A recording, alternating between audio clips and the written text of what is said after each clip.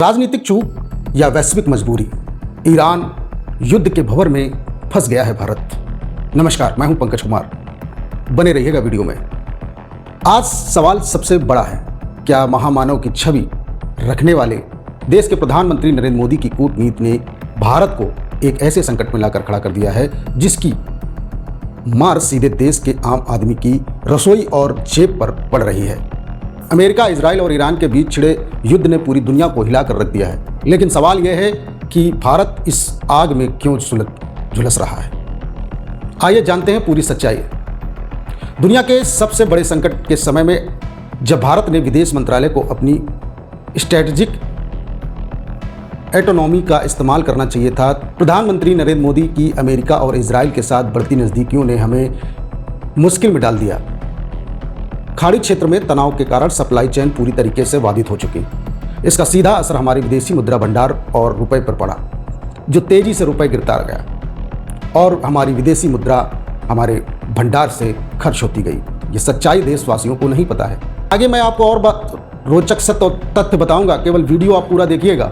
सच्चाई यह है कि भारत अपनी ज़रूरत का 60% से अधिक प्राकृतिक गैस, यानी जिसको हम CNG बोलते हैं, और 90% से ज़्यादा LPG गैस मध्य पूर्व आयात देशों से करता है। स्टेट ऑफ हार्मोज पर ईरान के प्रभाव और जहाज़ों पर हमले का कारण आयात ठप। आलम यह है कि देश की रसोई गैस की कीमतों पर उछाल आया और सरकार को मजबूरी में वर्क फ्रॉम होम और कम तेल इस्तेमाल करने की अपील करनी पड़ी।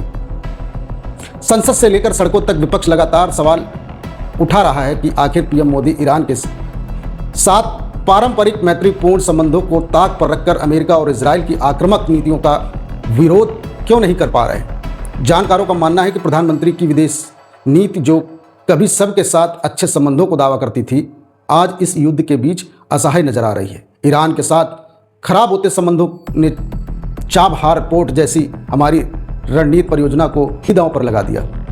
सरकार भले ही अपने स्तर पर खाड़ी देशों के साथ कूटनीति बातचीत का दावा कर रही हो, लेकिन ज़मीनी हकीकत यह है कि बढ़ती महंगाई, कमज़ोर होते रुपए और तेल के बढ़ते दामों ने देश के विकास दर को ब्रेक लगा दिया है। सवाल यह है कि व्यक्तिगत कूटनीति के दिखावे से आगे बढ़कर सरकार को इस आर्थिक संकट और ऊर्जा संकट से बचा पाएगी, या केवल अपनी ही वाहवाही में 5-5 देशों की यात्रा करते रहेंगे।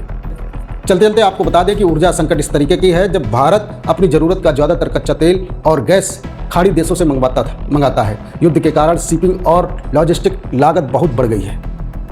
विशेषज्ञों का मानना है कि भारत ने अपनी तटस्थता खो दी है और अमेरिका, इजराइल के साथ ज़्यादा रूप से झुकने के कारण ईरान और अन्य पारंपरिक सहयोगियों ने रणनीतिक दूरी बना ली है, जिससे भारत का प्रभाव कम होता नजर आ रहा है। देश का विदेशी मुद्रा भंडार दबाव में है। रुपए की ऐतिहासिक गिरावट और महंगाई बढ़ने से आम आदमी का जीवन मुश्किल में नजर आता दिख रहा है। आपकी क्या राय है, हमें कमेंट करके जरूर बताइएगा।